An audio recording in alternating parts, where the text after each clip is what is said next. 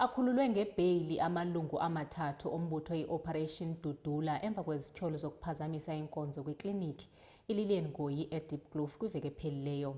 La mabhinqa atyholwa ngokungena ngenkani kwigumbi lokubelekisa efuna izazisi kwizigulane ngelokuqinisekisa ubemi babo. Kanti ke namhlanje ekuseni amaqabane awo kumbutho adibene ngaphandle kwenkundla ebonisa inkxaso.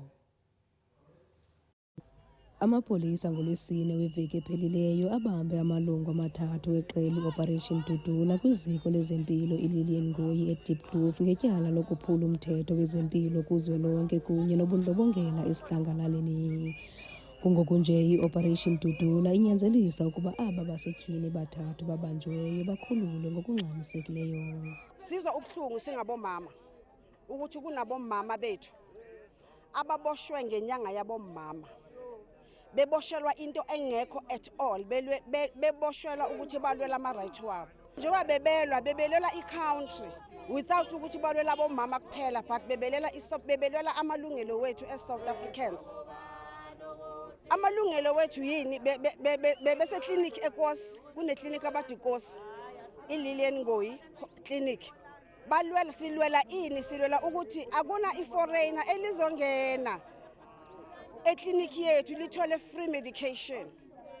Sithi thina wonke ama-foreigner sicela ukuthi ahambe aye kuma-private doctor nakuma-private hospital because bona bayasebenza, banayo imali. Uma bela bafike la bathatha imisebenzi, bathathela abantwana bethu imisebenzi, bathathela thina imisebenzi. Eli qela livakalisa ukungoneliseki nangakumbi, lichaza ngelithi kubekwa phambili iimfuno zabemi bangaphandle kunezo zabemi beli. South African ngicela nivuke emaqandeni, especially amaphoyisa njengoba uma sisemaklinikhi niyasivimba nithi ayikho right lento eniyenzayo. Maphoyisa ngicela nibone ukuthi igovernment ayinithandi bheka abantwana babantu balele manje. Condolences kulabo baba balele kula maphoyisa abosha. Ngizobuhlungu ngoba ngumzali abafowethu labayana.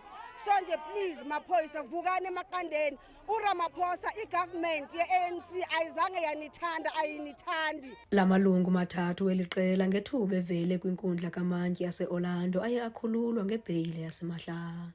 Kwiindaba zeSoweto TV ndinguNomzabalazo Mduka eOrlando East.